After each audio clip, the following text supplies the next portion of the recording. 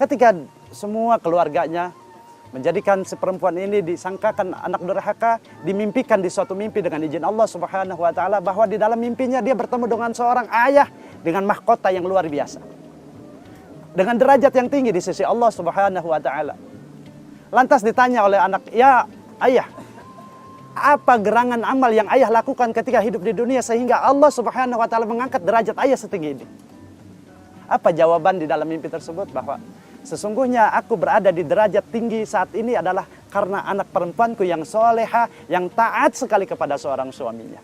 Sehingga ketika ketaatan anakku perempuanku taat kepada seorang suaminya, Allah angkat aku sebagai orang tuanya di derajat yang tinggi saat ini. Terbangun dan akhirnya menyadari bahwa kelakuan adik perempuannya yang tadi adalah suatu perkara yang sangat-sangat sungguh-sungguh luhur dan luar biasa. Sehingga dengan dia taat kepada seorang suami, dia mampu mengangkat derajat kedua orang tuanya di dunia dan akhiratnya Allah Subhanahu wa ta'ala. Pemirsa TV One, dimanapun berada yang dirahmati Allah Subhanahu wa ta'ala. 3 kriteria istri yang salihah. Yang pertama tadi adalah apabila ciri daripada istri yang soleha adalah dipandang seorang suami, dia memberikan wajah raut wajah yang enak, yang adem, yang sejuk, yang damai, sehingga membuat suami ini tentram damai. Yang kedua, apabila seorang suami memerintah, dia taat, asalkan perintah itu tidak melanggar daripada syariat agama.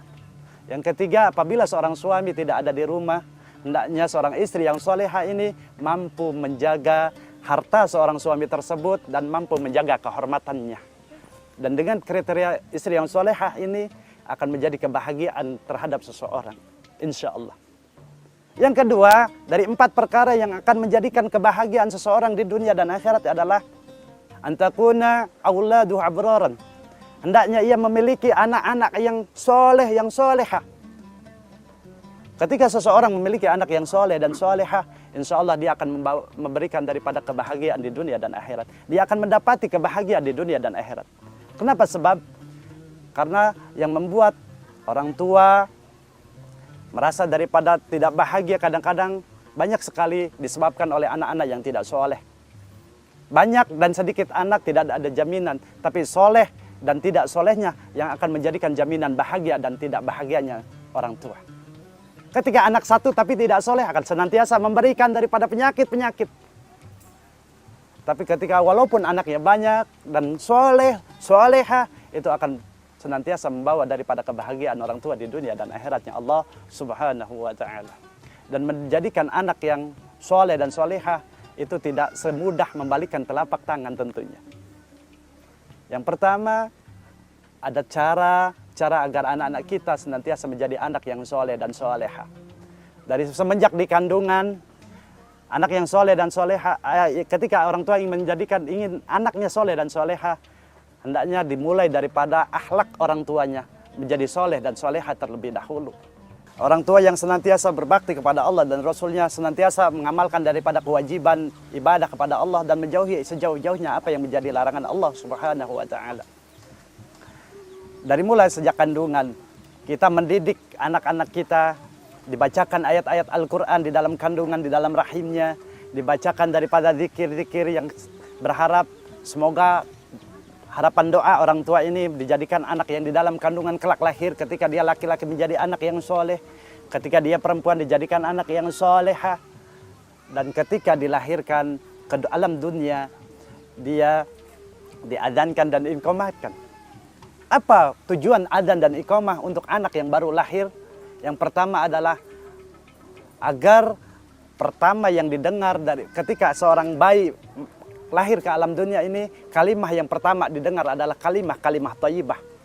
Kalimah-kalimah pengagungan Allah, kalimah-kalimah pengagungan Sang Khalik.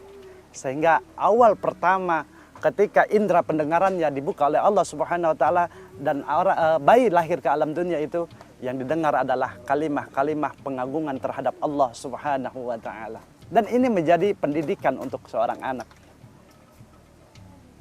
Dan mendidik anak, yang pertama agar kita ingin punya anak-anak yang soleh dan soleha adalah ketika sudah lahir diadzankan dan diiqamatkan, kewajiban orang tua kepada anak, hakul walid ala walad, hak anak terhadap orang tuanya adalah diberikan nama yang baik.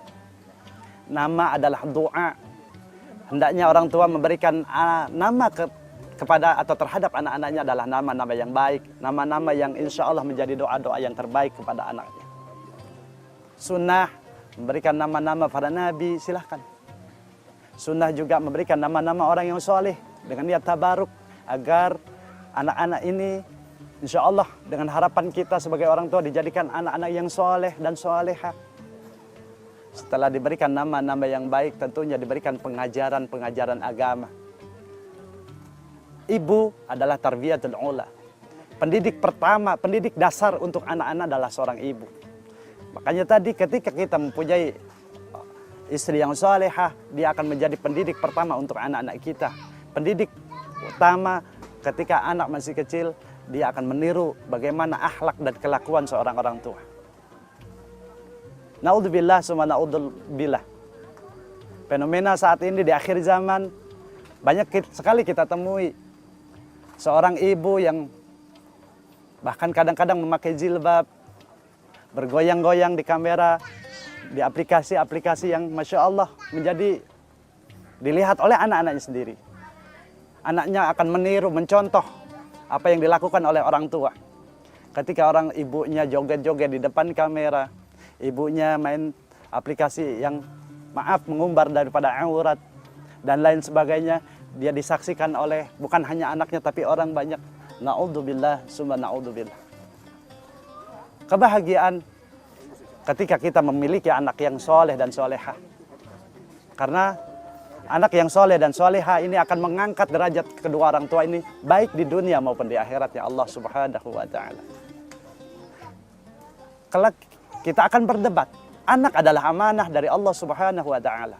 Amanah yang diberikan oleh Allah Subhanahu wa ta'ala kepada orang tua. Yang amanah ini kelak diminta pertanggungjawaban di hadapan Allah Subhanahu wa ta'ala. Bagaimana kita cara mendidik anak sehingga anak ini menjadi soleh dan soleha atau tidak soleh dan soleha akan dipertanyakan oleh Allah Subhanahu wa ta'ala. Dan anak akan membawa daripada orang tua yang awalnya ahli neraka, bisa saja ketika dia memiliki anak yang soleh dan soleha, dia akan membawa daripada ahli neraka tersebut menjadi ahli surganya Allah Subhanahu wa ta'ala.